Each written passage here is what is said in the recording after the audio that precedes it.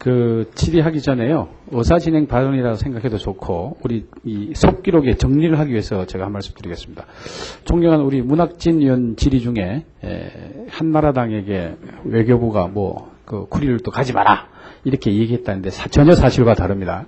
답변을 차관께서 하셨지만 외무부에서 우리 쿠릴 열도에 우리 국회에서 방문을 하면 외교라는 게 이 상대가 있습니다. 그래서 상대방 국가에 대해서 이런 그 오해가 생길 수 있는 소지가 있다는 얘기를 전달한 것은 사실입니다. 근데 그건 한나라당에 전달한 것이 아니고 독도특위위원들에게 전달을 한 겁니다. 그래서 우리 한나라당 독도특위위원들끼리 모여서 회의를 했습니다.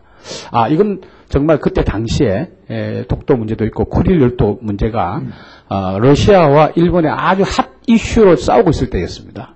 그래서 우리가 거기 가는 것이 이 독도 문제와 전혀 관계없이 또 위기 조성이라든지 여러 가지 말썽의 소지가 있는 것은 사실이다.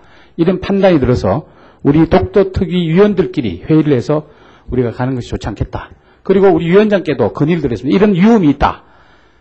우리는 이렇게 생각한다. 그래서 그래도 위원장께서 판단을 하셔서 그건 가겠다. 그걸 가신 겁니다.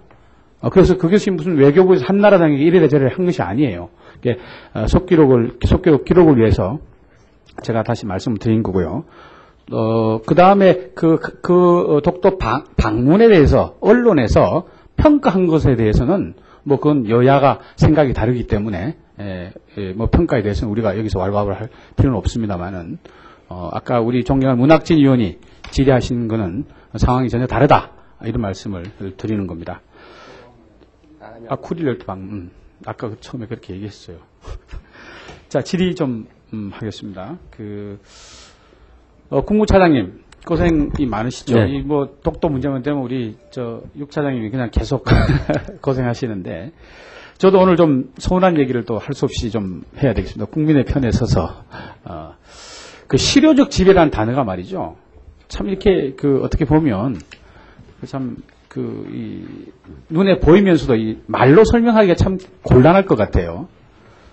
머리에는 다 아는 것으로 되어 있는데 제가 이 총리실에 우리 사무실에서 실효적 지배에 대한 사업 어떤 것을 지금 하면서 실효적 지배에 대한 사업으로 지금 추진하고 있냐 이렇게 물어보니까 총리실에서 우리가 실시하고 있는 독도 관련 28개 사업이 실효적 지배를 강화하는 사업이다 이렇게 얘기를 했어요. 그래서 실효적 지배에 대한 개념이 그러면 어떤 개념을 가지고 준비를 하고 있냐 그러니까 그것은 외교부에 물어보십시오 이렇게 답변을 했습니다.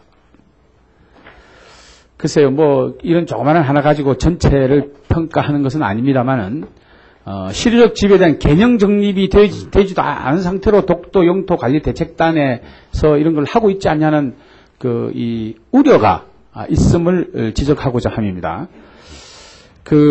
또 독도 관련 28개 사업이 실효적 지배 강화를 위해서 추진하고 있는 사업이라 그러는데요. 구조물 중심의 세부 사업이 과연 주권의 행사를 반영하는 합당한 사업인가? 이것도 생각이 좀 다를 수 있습니다. 예를 들면 정부에서 실효적 지배 강화 사업이라고 하는 독도 종합해양과학기지 건설, 또 독도 주민숙소 건설 및 헬기장 건설 사업 등을 추진하고 있습니다. 이거 반드시 해야 합니다. 그렇지만 실효적 지배를 하는 주권의 행사에 반하면 이것은 구조물 중심의 사업일 뿐입니다. 제가 예를 한번 들어볼게요. 국제 영유권 문제에 대한 판례를 보면요. 니카라구아하고 온두라스 간의 해양 경계 획정과 도서 영유권 사건이란 국제 재판소의 사례가 나와 있습니다. 거기 보면 직접 선거와 관련되어 있지 않으므로 섬에 대한 주권 행사로 볼 수 없다고 얘기를 했습니다. 국제 인접 수역 사업에 있어서 또 말레이시아와 인도네시아 간 도서 분쟁 사건을 보면 말레이시아가 어떤 섬에 설치한 등대 때문에 인도네시아하고 도서 분쟁 사건이 생겼어요.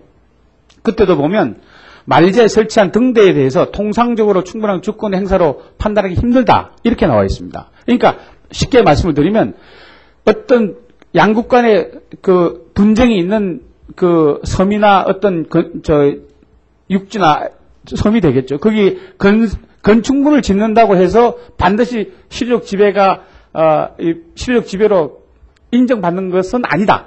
받을 수도 있지만 그게 100% 아니다는 게 이런 여러 가지 국제사법 판례에 나와 있습니다. 그래서 이제 제가 왜 이런 얘기를 하냐 하면, 그것도 물론 해야 되는데, 거기다가 온 정성을 들이는 건 좋은데, 그것만이 실효적 지배가 아니라는 것을 제가 말씀드리고자 하는 것입니다.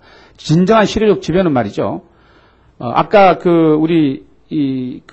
장윤석 의원도 얘기를 했습니다만, 국민들에 대한 정신교육, 이런 것들이 실효적 지배라고 저는 볼 수 있습니다. 이를테면, 독도 채용과 같은 거, 그건 아주 잘하시는 거예요. 그 다음에 또, 제가 개인 장관 전함을, 이름을 얘기해서 좀 안 됐습니다. 맹영규 장관께서 가가지고 독도 방문해서 이사부 길, 안용복 길, 이런 주소를 부여했을 때, 그게 바로 실효적 지배인 것이죠. 그래서, 이사부 길, 안용복 길 주소 부여했을 때, 많은 국민들이 칭찬을 많이 했거든요.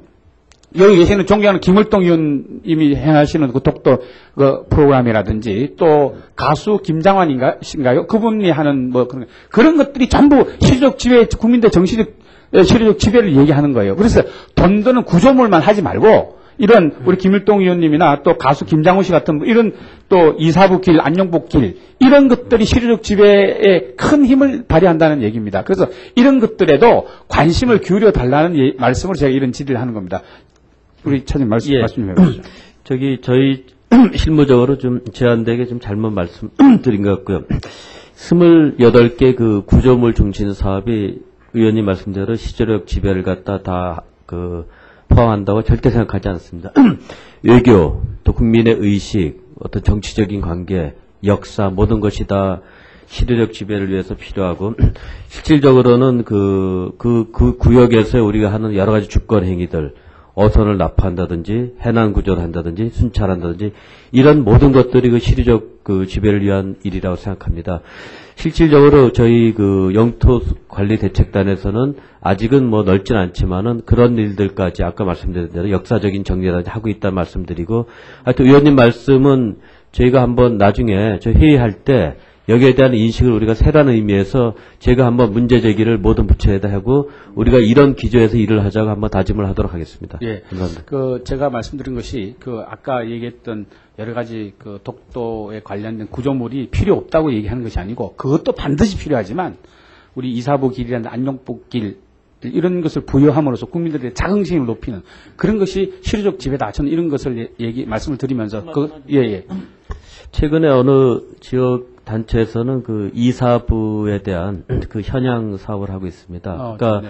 의원님 말씀하신 이사부 길이 독도에 만들어진 것도 거기에서 행안부 쪽에 제안을 한 걸 알고 있습니다. 또 이사부에 대한 영정이 국가가 공식적으로 최근에 만들었습니다. 그래서 앞으로 좀 허락하신다면은 우리 독도 위원회가 다루는 업무 범위에 그런 부분도 같이 관심을 가져주시면 좋지 않을까 하고 필요한 자료나 이런 게 가능한 대로 저희도 좀 보내주세요. 아주 좋은 것 같습니다. 자, 이제 작은 문제 하나 제가 우리 말씀을 좀 드릴게요. 이건 이 공개석상에서 얘기하기도 참 부끄러울 정도로 작은 건데요. 그러나 이게 생각하기 나름이라서 작은 일도 크게 우리 느껴야 된답니다.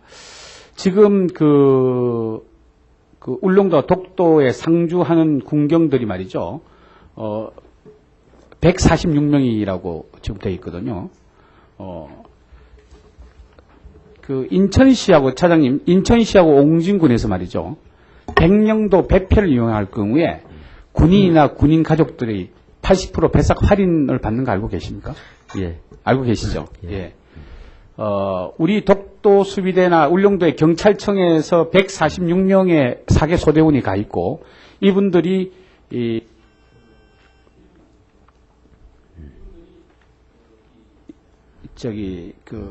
휴가 가고 이럴 때, 정기 휴가 때는 지원을 받습니다만, 이분들이 갈 때 배삭을 11만 6천 원을 냅니다. 우리나라에 왜 이런 일이 있냐면, 우리나라의 제주도를 제외한 울릉도 전국 255개 섬에 연안 여객선 최고 운임제도를 실시하고 있습니다. 그래서 5천 원이 넘는 초과되는 부분에서는 전액 국비를 지원해주기 때문에 도서민들이 늘 5천 원 정도만 주고 육지를 왔다 갔다 하고 있거든요. 백령도도 마찬가지입니다. 군인들, 해병대들이 다 왕복 1만이면 육지에 오갈 수 있습니다. 그런데 울릉도만 유독 그게 적용이 되지 않아가지고 군인들이 그 정규 휴가 때는 받습니다만은 딴 휴가나 딴 또 부모들이 면회를 가고 이럴 때 왕복 11만 6천원의 배싹을 내야 되는 거 모르고 계시죠? 예. 예. 이런 것도 작은 살펴보도록 하겠습니다. 예, 예. 아니야, 빨리빨리 끝내시고, 예. 작은 일 예, 아니야. 그죠? 좋은 일, 좀 큰일이요. 이게 작은 것 같지만 큰 거거든요. 네네. 우리 146명의 독도 경비대 울릉도 경찰들이 왕복 11만 6천원의 배싹을 내면서 왔다 갔다 하고 있어요. 그 146명의 아버님, 어머님, 애인, 친구들이 면회 갔다 왔다 할 때마다 11만 6천원을 내고 왔다 갔다 하고 있습니다. 이거 작은 것 같지만요. 이거 좀 우리 국무촌에서 정리해서요. 이거 똑같이 연안 최고위원 혜택을 받도록 해 주십시오. 예, 그 확인해 보겠지만은 애인 관계 확인 그런 게 그러니까 제가 뭐 부모라든지, 그러니까 예, 예. 우리 그 군 부대에 이런 사람들이 왔다 갔다 할 때 최고 운임제를 적용해 달라는 거예요. 논의하겠습니다. 예, 예. 예. 다 그렇지. 예. 저 구상찬 의원님 아주 큰 질의를, 큰 걸 질의해 주셨습니다. 꼭 이 문제 말이죠.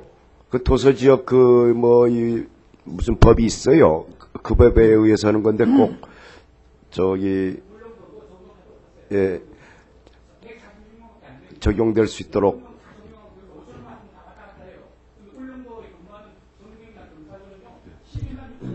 그래요. 예.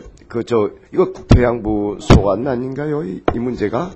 그죠? 예, 그렇습니다. 예. 이게 이제 도서지역에 거주하는 주민들 편의를 위해 가지고 이런 제도를 운영하고 있는데 한번 검토해 보겠습니다. 예, 검토해 주세요. 예.